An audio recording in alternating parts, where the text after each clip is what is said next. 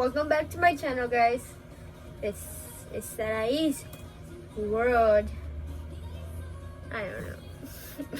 But anyways, guys, welcome back and let's get started. So, many of you guys know I had cancer. And honestly, I got cancer when I was six or seven. I think it was, I'm pretty sure it was seven, I think. And I didn't remember much about it because, I was really little and, it was really traumatizing. But my family tells me a bunch about it and it makes me I feel so appreciative of my life because everything they told me is dude, I was really in a lot of pain, I was really and then my family, had to go through it with me. They had to see me in pain, they had to see me through the chemos, everything, and I had leukemia, stage 1, and well, that was really good that I was in stage 1 because, it wasn't, I don't know why it's a good thing. Damn, I forgot.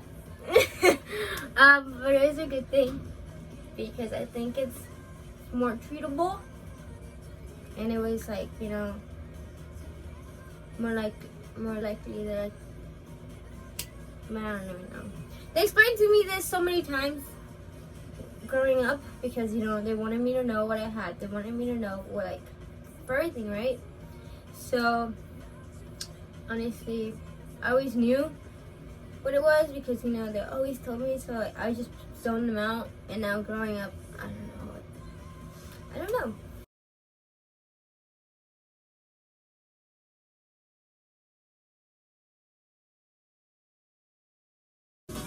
As you guys saw, my results.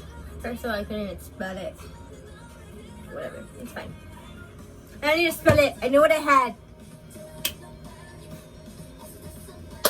Anyways, so it's the abnormal of blood cells. Number of abnormal blood cells. So I had that. I remember why I had to go to the doctor in the first place. I was a very active kid growing up. I was in karate, I was a shooter, I was in gymnastics, I was in many sports. I even was in swimming, I think. But I don't think I was at the time. But I was really active, I always wanted to do stuff. I always had energy for everything, to this day. I don't actually anymore, I always died to this day. I wish I had the energy, but I don't. Anyway, so there was this one time that I was in karate class and, out of nowhere, I just faint.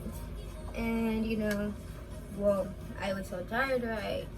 And my mom took me to the doctor to see why I fainted and stuff. They did my blood count. They took blood from me, did all that, and then they found it, and they didn't tell me. They told my mom first. They took her outside. They told her what she had. I was in the doctor's room, the little room right there. I was just waiting. They came in. They told me, honestly, I was 7. I don't remember half of this stuff. I remember some of it. I don't remember them telling me, but I remember that I had to go to Driscoll, which is where they explained to me what kind of cancer I had and this and that, right? And then I guess they didn't start doing treatments on me until I had an operation for a portacath, which is easier than them taking out blood from here, blood from there, because it was supposed to be a lot of blood that they were always going to take out from me. So they put a portacath right here. Now I actually still have the scar. They put that on me so they can take out blood. They will always take out blood from here, from the little portacath. And then, I had to go to a lot of treatments, not just for this one, but oh my god, the worst one was the treatment that they would put a shot in my back.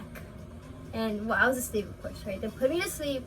They put they would put stuff on my back. I think I don't know what it was. I'm telling you, I really need a Like it's so, I don't know what it was, but I know they would put like, I think like something in like, I guess it was a liquid or something. Oh my god, it would hurt so bad. So they would put it through my back.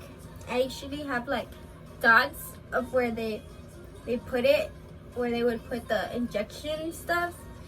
It would hurt so bad. Like I would go to sleep. Even then, like I knew it would hurt because like I would wake up, not wake up, but I would be like kind of like waking up in the middle, and then I would go back to sleep. Cause like they would tell me to go back to sleep, that everything was fine, and I was like go back to sleep. But I could feel like a pinch when they would do it. Every time I wake up, I would always call one of my family members. It was mostly my favorite cousin, or you know, because we were really close. We're really close, but I love them both. I have two cousins. I love them both. I do. But I just get along more with one because, you know, we're around the same age. She's like 25 and 20. So yeah. I shouldn't. She's 21. 25. Maybe not. I think so. Don't judge me for not knowing my cousin's age. Anyways, so I would always call her, or I would call another family member.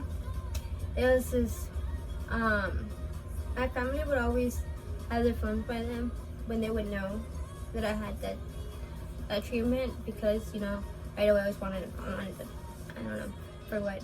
But I remember always telling my cousin, like, I love you, you know, this and that. I was saying, I love you, I miss you. I remember telling her a few times. I do. It's like little flashbacks. And I always want to cry, cause like, you know, like, I can't believe I actually went through that, you know, like, fucking, it's incredible, like, to be so strong after that, you know, like, it's really traumatizing growing up as a kid, and, like, having experienced that. There was another treatment. This one wasn't too bad, cause, you know, like, they really did it in my back. It's not hurt anymore. But it was a little painful. Okay, maybe not a little, but a bit painful. They would put 2 shots at the same time on my knees. On my freaking knees. It would hurt so bad. Okay, maybe not too bad, but like, it was painful, guys. Everything was painful. It really was. So, they would put it on my knees, and that would hurt. I remember, well, I don't remember. My family told me. But I do remember always being tired. Like, you know, I was always an active kid. So then out of nowhere, because of chemo, I was always tired. I could walk a few feet from a parking lot, and I would get tired. So they gave me a wheelchair to use because, you know, I was always tired. So I get a wheelchair. And my family told me this. Like, I didn't even know this because I don't think they didn't tell me. They told my mom. They're like, we're gonna give you the wheelchair because, you know, she might not be able to walk again. And, you know, I didn't know this until like later when I was growing up. And I think my grandma told me, because, you know how grandmas are in their religion. So she was like, you should be really grateful to God that He let you walk and this and that. And I was like, oh, don't even know. But yeah, I wasn't supposed to be able to walk again, and I'm walking, so that's pretty freaking badass. And so they gave them the wheelchair because I wasn't gonna be able to walk, and I was always tired, you know. So then I remember, I think for like a year or two, I was homeschooled. It's not as awesome as it seems, guys. It's really not. Yeah, you get to be in pajamas, but you still have to wake up ready. And honestly, it's just you and the teacher, and it's just awkward. I don't know. I was homeschooled. Sometimes my friends would come over. I think like one friend. But they would come over because I couldn't go over. I couldn't go out anywhere. So I was really, like, the time when it first snowed in Bronzeville, like first time in forever, I couldn't see it. I couldn't. I had to be inside. So I didn't get to experience like everybody else. Just like, oh yeah, you remember when it was snowing and we did this and that. I don't remember doing any of it because I was inside. But it's okay. I had experienced the second one alone. But yeah, that happened. Yeah. Sorry, guys, I lost my train of thought because I was thinking of something else. So, damn, I'll be back. Sorry, guys.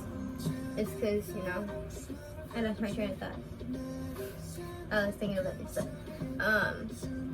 So, I didn't get to experience the snow, and whenever I would go to, like, my doctor's appointments, I would have to wear, mask. Because, you know, like, I could get sick easier because, like, I was, like, so weak, you know, like my immune system, I think it was, that was really weak at the moment, and my blood cells were weak, you know, like, they weren't reproducing fast enough and stuff, so that happened, and when I say, like, it's a lot of science stuff that I really can't explain that much, you know, but one thing that I was, like, really, like, wow, is that every day, actually, mostly the times when I would get, like, a shot on my back, I would go to sleep. I wouldn't go anywhere. I just go straight home, go to sleep. Right, because, you know, I can't really be out anyway, so where do I want to be?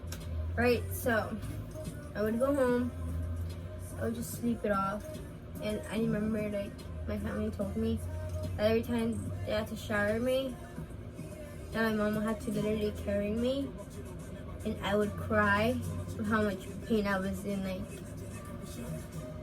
like my whole body was aching.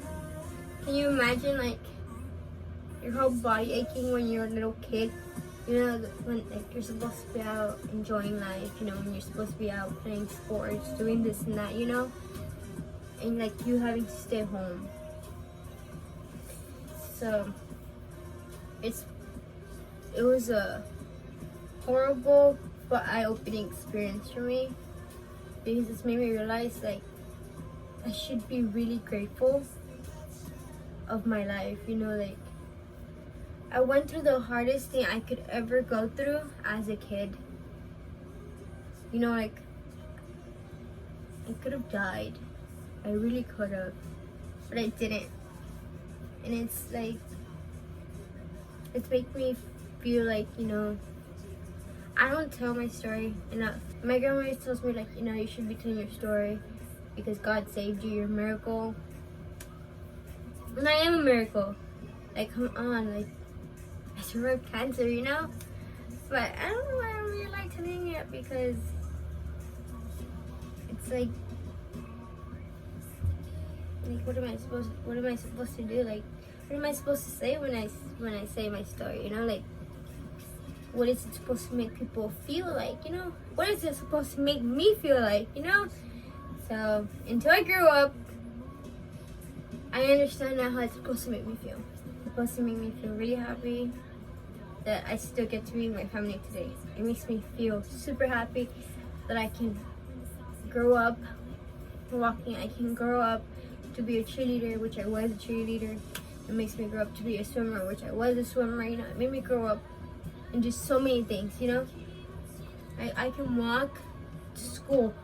I can walk at school. I can run. I can do so many things. And it's like, I don't know. I should be so proud of it. But I keep it to myself for some reason. And I don't know. I just wanted to tell you guys a story time, I guess. It was story time. I don't know. That was it. That was story time for me. And I hope you guys liked my story. I hope you guys can give it a thumbs up for it, for being able to tell my story.